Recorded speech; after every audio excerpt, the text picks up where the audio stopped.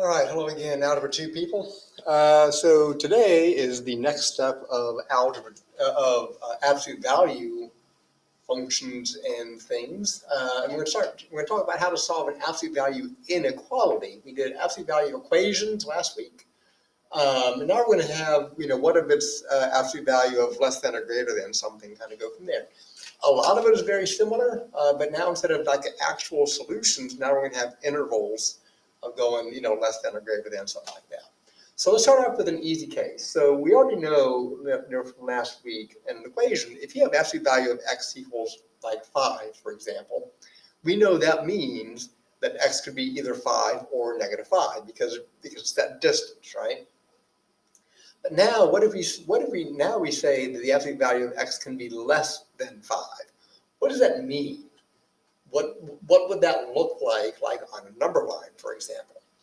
Well, first of all, we know that x, if that distance is less than 5, obviously we have a point here, and it's an open circle because this is less than, and that distance can be anywhere from 5 down to 0, right? Because that's all those distances are less than 5. But notice, because that distance can also be in a negative direction, the distance itself is positive, it can also go from negative 5 back to 0 like this. So really our intervals are looking that way. This is what I call a sandwich. So there's two ways you could write this. If we look at this at the first interval that I wrote in black, so that would say x is less than 5, which makes sense. And then the interval that I drew in green is x is greater than negative 5. Now there is a shorthand way you can do this. Excuse me. There is a shorthand way we can do this. We can also write this as negative 5 less than x less than 5. Again, that's what we call a sandwich, where x is between those two numbers. Okay. What about the other direction, though? What if absolute value of x is greater than 5? What would that look like? Well, again, now my distance has to be more than 5, so it starts at 5 and goes all the way off to the right towards infinity. Or that distance could be in the negative numbers going towards negative infinity, like that. Okay, because all those distances, if you pick a point underneath any one of those arrows, the distance back to 0 is always going to be greater than 5. And again, inequalities, the one on the right that I wrote in black, x is greater than 5, that makes sense. And then the one on the left in green would be x is less than negative 5. Now take a look at those two guys real quick and tell me if you notice something about both of those. So look at what I wrote in black on both of those examples and what I wrote in green. What do you notice? Well, I think you notice that not only does the sign of the number change, so it goes from like 5 to negative 5, but also the direction of the inequality flips. And that's going to happen all the time. So the sign of number and direction of inequality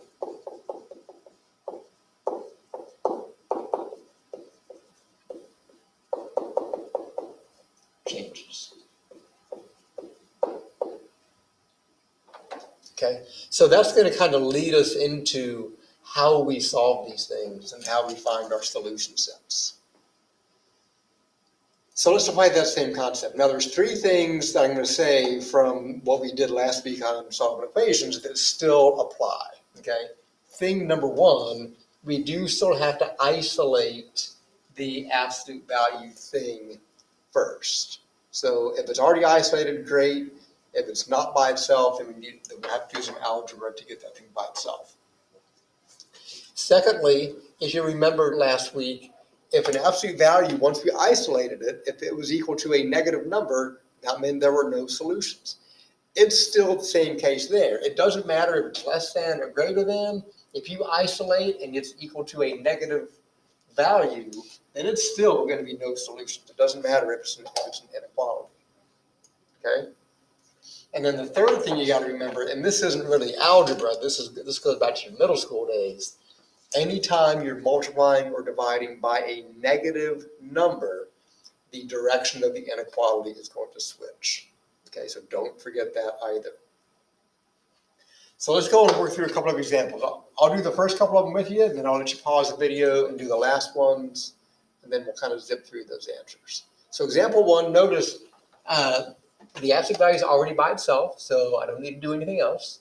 So the way we do this, just like we did in equations, the first one, you just get rid of the absolute value symbol, write it just the way it is, and we're going to solve that. And then for the second one, again, the inside stays exactly the same, but now we're going to flip the inequality and flip the sign. You're used to flipping the making a negative number from equations, but now you also have to remember to change the inequality direction. Okay, and that's kind of goes into what I'm saying right up here. So now we do the algebra, right? So we subtract 3. So we have 2x is less than or equal to 12. 2x greater than or equal to negative 18. Divide by 2. So we have x is less than or equal to 6. And x is greater than or equal to negative 9. And those are your solutions. You can totally write it in that way. And that is 100% acceptable.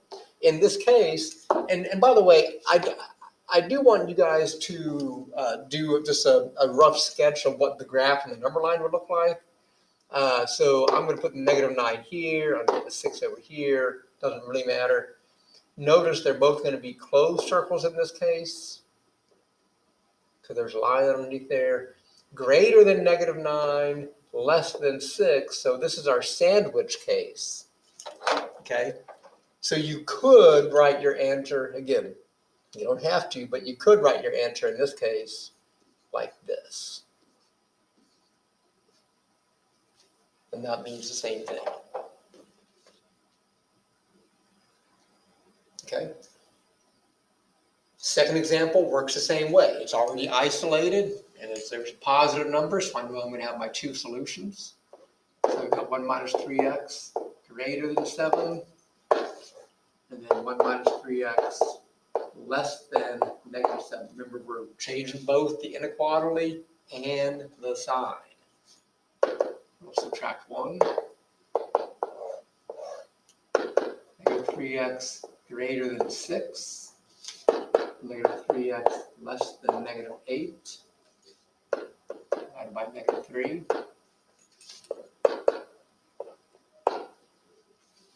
Now, again, this is my third star up here, the little blue star I put up there. Divided by a negative, it switches the inequality. So it's going to be x is less than negative 2. And x is greater than 8 over 3. Don't forget that little bit of algebra that you have to do with inequalities. And again, just to sketch that, I'll put the negative 2 over here, the 8/3 here. Open circle, negative 2 less than, so it's going that direction, and 8/3 greater than going that direction. And that's what that would look like. That cannot be written any other way. Sometimes you'll actually see the word or written in between there, but that is what's going on with those two. Okay. So I'm going to turn the page here and do a couple more. I'm going to do 2 more examples, then there's 4 more that I'll let you pause the video and you can do those excuse me, on your own. So example 3. So again, isolate. This is the first one we have to isolate. Get the absolute value by itself. So subtract 9 from both sides.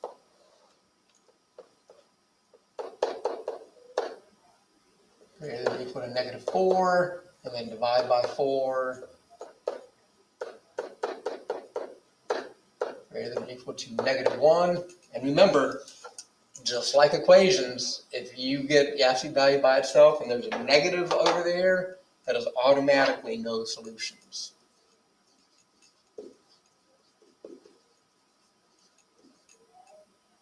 And you just move on to the next question.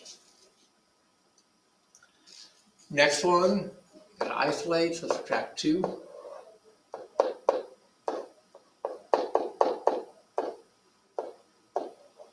And then remember, how do I get rid of a fraction that's attached? We can multiply by the reciprocal.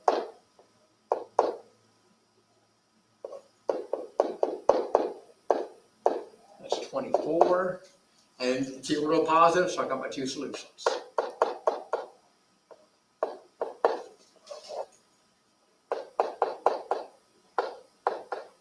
Change the direction, change the sign, and then just solve.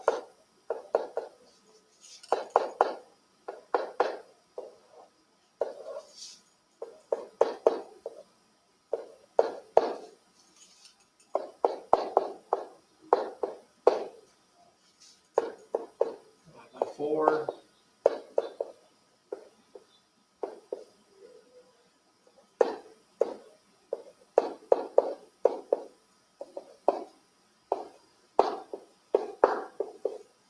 And again, they're weird fractions, but who cares at this point because you're done. When you put them on a graph, I'll put the negative on one side, put the positive on the other. And again, open circles. It's going left from this one and right from this one, so this is our sandwich. So we could write the answer as negative 21 over 4 less than x less than 27 over 4, if you want to. Excuse me. So that's the process. So what I'm going to do here, just so the video doesn't go super, super long, I'm going to ask you to pause the video here. There are 4 more problems. So we got example 5, 6, 7, and 8. I'm not going to work these out, but I am going to show you what the solutions are. And then I'll also post a PDF of all of them completely worked out, so you can follow that also. So go ahead and pause the video, and here in about 10 seconds, I will just show you what the final answers of all of these things are.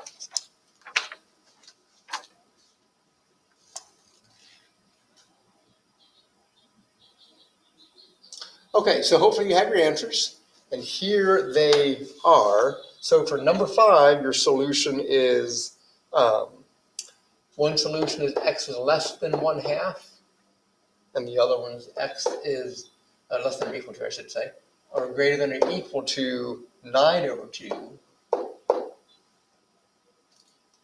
So your graph looks like this. Here's 1/2, closed circle going to the left, and closed circle going to the right, like that. For number 6, one solution is x is less than 9. The other one is x is greater than 5.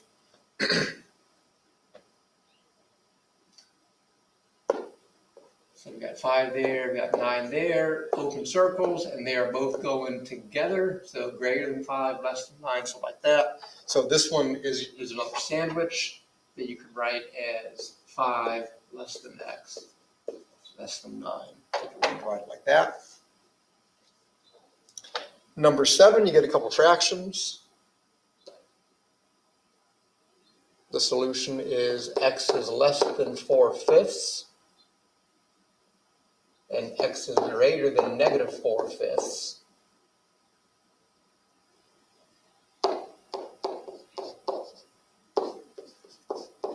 And again, open circles going into each other, so less than 4/5, greater than negative 4/5. That's another sandwich.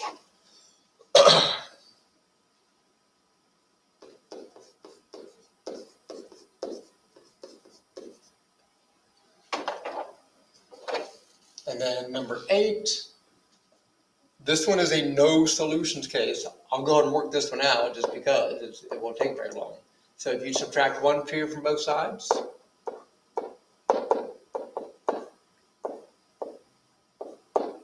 and you divide by negative 5, we have 3 minus 5x is greater than or equal to, don't forget to flip the sign, negative 5. But as soon as you see that with a negative by itself, that is a no solutions. Okay. So we'll have an assignment on this tomorrow in class. If you have some questions, as always, make sure to ask some questions. Until next time, stay safe.